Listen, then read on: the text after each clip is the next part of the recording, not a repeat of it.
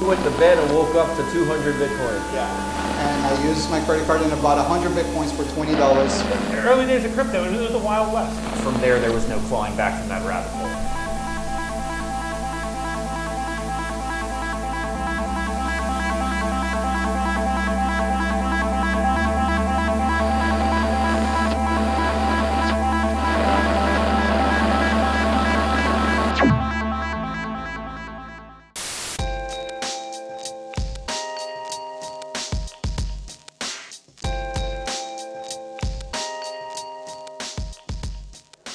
Hey guys, we're here in Mining Disrupt 2023 down in Miami. Got the exhibit down here for the Bitcoin Mining Museum, and knocking out some OG interviews today. And we have Ian over here all the way from Canada, who's actually part of the advisory board for the Bitcoin Mining Museum, who comes as an OG all the way back from January 2010. I think he was mining before CPU, huh? So tell me, what got you into Bitcoin, and what's the first, I guess, laptop you ever used, if you can remember it, and just to walk us into the early stages of Bitcoin. Yeah, actually I got into Bitcoin because I was running Tor exit node at the time. So I was really into like getting Chinese to see the world from outside of China. So I was really interested in helping the Tor network at the time.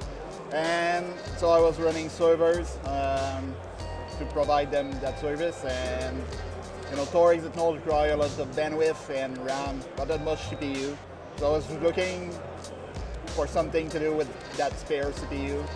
So I found Bitcoin online, and like just like on accident, or yeah, I was looking like how to. I was looking on Google like what to donate CPU cycles for, something like that. And I got it showed me like Bitcoin mining, and it's not donation, but it's like you can actually make money with that. So I thought it was pretty cool. So I downloaded the client at the time on Windows, and I started it and just started mining. And I went to bed right away, and the next morning I had mined 4 blocks. 4 Bitcoin? 4 Bitcoin blocks, so yeah. 200 Bitcoin. Oh, that's right, 50 blocks, yeah, 50 exactly. miners, 50 Bitcoin per block back then. And the Wait, you went to bed and woke up to 200 Bitcoin? Yeah. That's crazy. Which was not worth much, like had no value at the time, but today it's pretty nice. And I was mining with in the first Intel quad core that they like consumer quad core is a Q6400, I think. Yeah, that's the CPU I used to mine with. And what's interesting is, I'm a very early customer of Global Tech Communication, which was the company that Pierre-Luc Quimper from Bitfarms started before Bitfarms. So I was renting, so I mined, Bitcoin with servers, Pierre-Luc servers, way before he started mining. Wow, that's kind of crazy. I'm still kind of wrapping my head around waking up to 200 Bitcoin. Yeah, so that tells me basically that you might have been within the first 1,000 miners in the world? Is it safe to say that? Probably less than 50 miners at the time. Less than 50? Yeah. So you're in the first 100 people mining around the world? Yeah, probably. Yeah. Okay, BDAP for that, man. That's awesome. So as you grew over time through the GPU era, did you do any FPGA, and then when you got into ASICs? So I got into GPU a lot. Actually, I had a lot of GPUs. Actually maxed out, like at the time I was living with my mom. I was at university, and I maxed out her panel in the basement, running GPUs at the time. I got off mining a bit early, like during the FPGA era and the early ASIC era. I was writing my master's thesis, so I was kind of busy, so I didn't really got involved into like the early ASIC and the scan that happened, like with Butterfly Labs and stuff like that. Like I was interested in buying like Butterfly Labs stuff, but I just didn't have the time, so I dodged a bullet. Yeah, I would say so. Every OG that I've interviewed has pretty much brought up Butterfly Labs. It's a big bullet. Yeah, the 1,000 Bitcoin for the mini rig pre-order. That's kind of insane.